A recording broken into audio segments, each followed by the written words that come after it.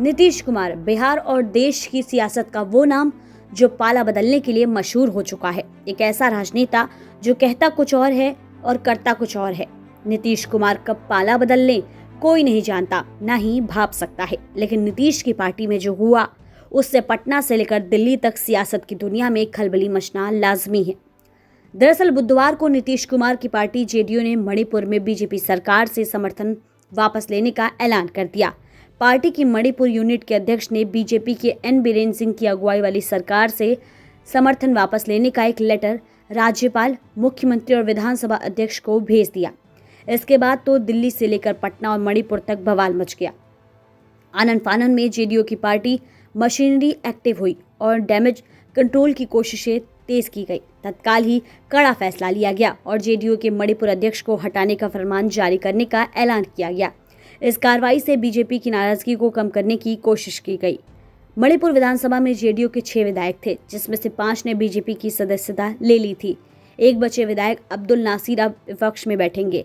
इससे पहले संगमा की पार्टी ने भी बीजेपी से समर्थन वापस लिया था।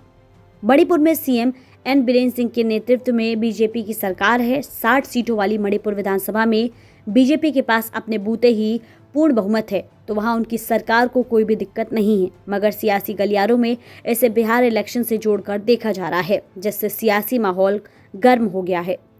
बिहार चुनावी यात्रा जारी है। ऐसे में जेडीयू में जो कुछ हुआ, इससे ऐसा लग रहा है कि कहीं जेडीयू और बीजेपी गठबंधन में दरार तो नहीं आ रही है।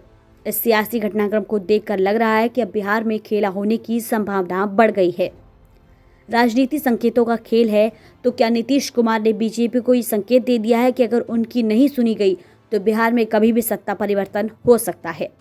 हाल ही में मुख्यमंत्री नीतीश कुमार ने पीएम मोदी को 32 पन्नों की एक चिट्ठी लिखकर सियासी पारे को बढ़ा दिया है। हालांकि सीएम ने अपने लेटर में बिहार के विकास के लिए केंद्र सरकार से मदद मांगी है, लेकिन मणिपुर को बिहार चुनाव से पहले बीजेपी के लिए यह अब संकेत मान लें कि पाला कभी भी बदला जा सकता है। राजनीति के जानकार नीतीश कुमार के इस फैसले को सिर्फ बिहार में सीट बंटवारे को लेकर की गई प्रेशर पॉलिटिक्स मानते हैं, क्योंकि नीतीश कुमार प्रेशर पॉलिटिक्स के माहिर खिलाड़ी हैं। बीजेपी को तो असली झटका तब लगेगा जब नीतीश एनडीए से खुद को अलग करेंगे, लेकिन हाल फिलहाल के उनके बयानों से ऐसा नहीं लगता कि नीतीश कुमार के पास अब ये शक्ति बची है, क्योंकि पिछले दिनों में नीतीश कई बार कह चुके हैं कि वो अब दूसरी तरफ नहीं जाने वाले हैं। उनकी एक पुरानी बाइट में उन्होंने कहा कि अब हम कहीं नहीं जाने वाले हैं। बाकी ये जेडीयू का मणिपुर एपिसोड ने तो कुछ देर के लिए दिल्ली हिला दी है।